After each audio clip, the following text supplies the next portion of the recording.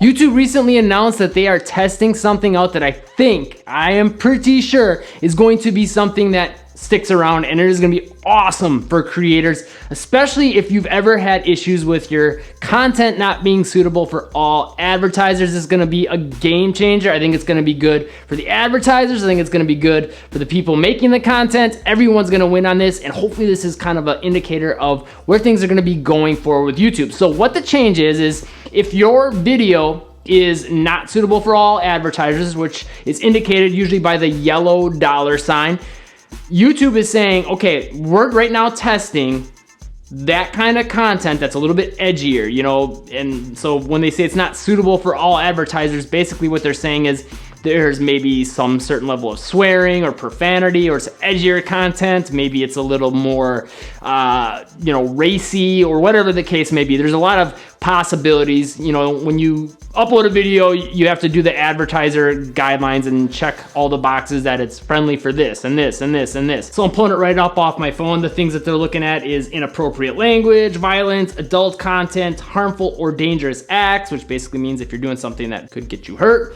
hateful content, incendiary and demeaning, recreational drugs and drug-related content, tobacco-related content, firearms-related content, controversial issues and sensitive events, and adult themes in family content. So those are the big things that they're looking at. Now, if your content fits within any of that criteria, I know a lot of people like to swear and they just don't want to get rid of that in their content. Like, I've always kept this content squeaky clean so I could, you know, be ad friendly. And then also my other channel, Get Handles Basketball, I've always kept things squeaky clean, mainly because I got a lot of kids watching that content too. And I just think it's a good approach. But at the end of the day, if you're someone that prefers to make your content a little more edgy or fit within some of those things, you're gonna be not suitable for all advertisers. And that used to be a big issue, because what it meant is you probably weren't gonna make as much money on your uploads from AdSense, right? From YouTube ads. And I can understand why a lot of creators were upset by this, because a lot of them were like, okay, I've been making content this way for how long and it was never a problem. But then what happened is YouTube advertisers basically ended up noticing that their video ads or display ads and all their ads that they're putting out there were showing up in front of content. They're like, whoa, we don't endorse this. We're not, you know, we don't want to have our ads in front of violence or drugs or swearing and all that stuff, right? So they basically told YouTube, hey, you either do a better job of filtering out who our ads are shown in front of, or we're not gonna show our ads anymore on YouTube. We're just not gonna do it. We're not gonna do YouTube at all. So YouTube's like, okay, that's where this whole yellow, you know, not suitable for all advertisers thing came into play. They started doing a better job of filtering, okay, you know, content that fits within those criteria that I just gave you is not going to be suitable for all advertisers, and just some would allow their ads on that stuff. Now, here is what they're testing that's awesome. So cool. I'm pumped about this.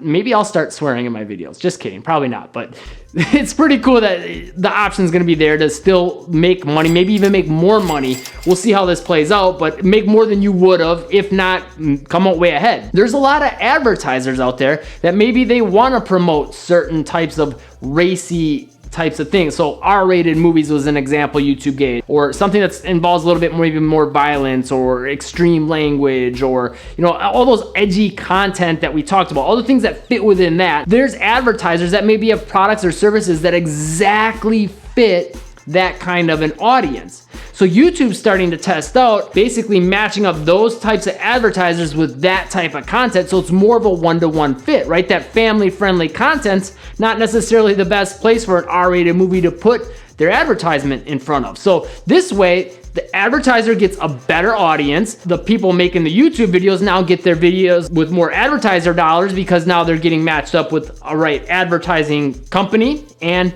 everyone wins. So what it'll end up allowing now on YouTube, hopefully if this goes as planned, is these creators can just make the content they want to make and not have to worry so much about, you know, fitting within the confines of what's acceptable. Now, keep in mind, this does not mean you can go and do things that are against their community guidelines. There's still YouTube's community guidelines of things that you're not allowed to do. So with that being said, here are their community guidelines, just so you're clear. I'm gonna get them all out here for you right now. Nudity or sexual content, not allowed. Harmful or dangerous content. So we talked before about harmful or dangerous acts is not advertiser friendly. Well, if you're doing something harmful or dangerous, there's a good chance not only will you get not suitable for all advertisers or demonetized completely, but you could get a community guideline strike. It says don't post videos that encourage others to do things that might cause them to get badly hurt. Obviously, something that's kind of a legal issue for them. And they said especially kids. Videos showing such harmful or dangerous acts may get age restricted or removed depending on the severity. So you don't want to put content on YouTube at the end of the day where someone's out of their way to put themselves in risk and danger.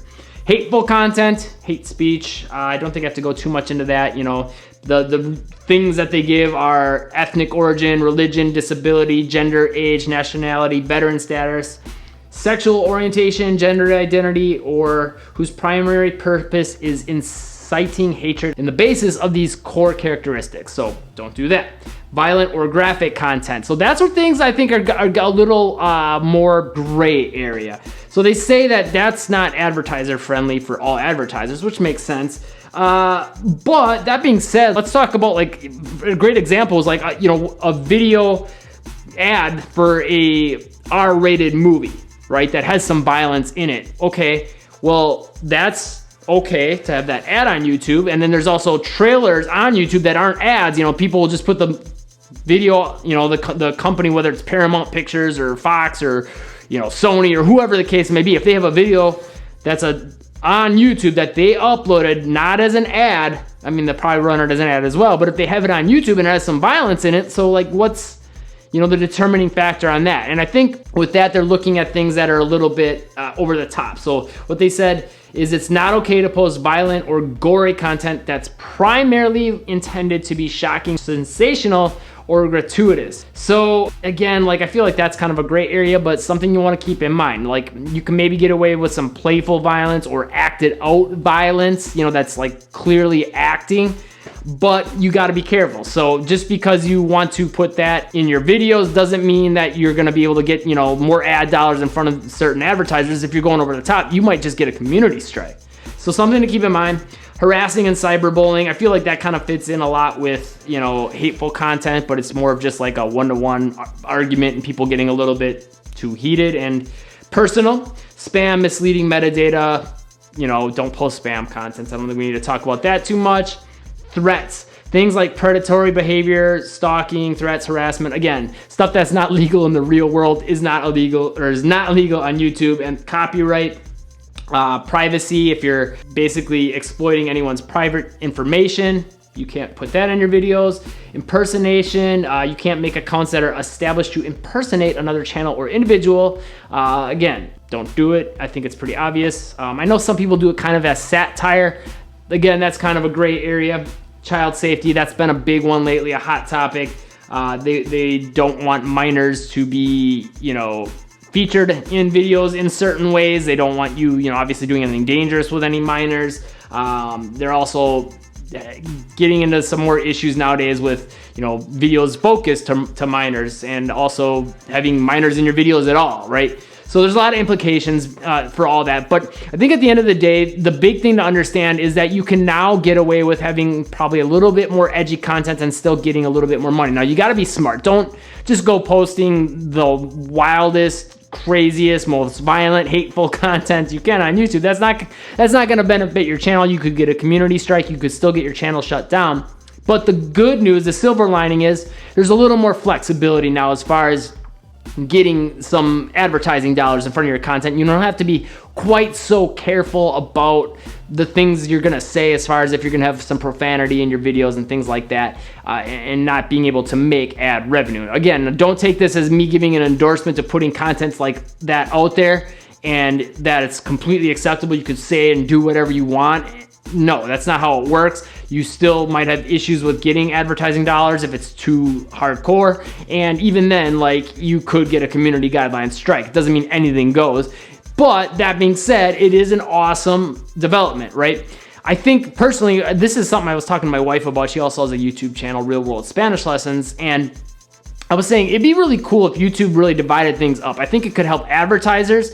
And let me know your thoughts on this. Help the advertisers and the content creators if they kind of split it up into 3 different platforms almost, and you had to go to that platform to get that experience. They could have YouTube Kids, which they already have, and keep that pretty much the way as it is, and make any changes they have to as the FTC and whoever else says you got to regulate things more. I have another video talking about that. I'll link that in the comments down below.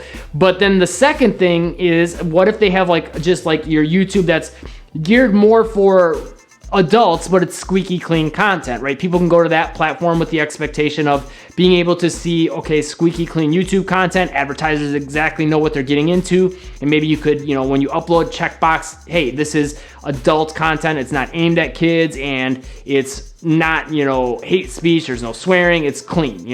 Nothing to worry about on that side of things.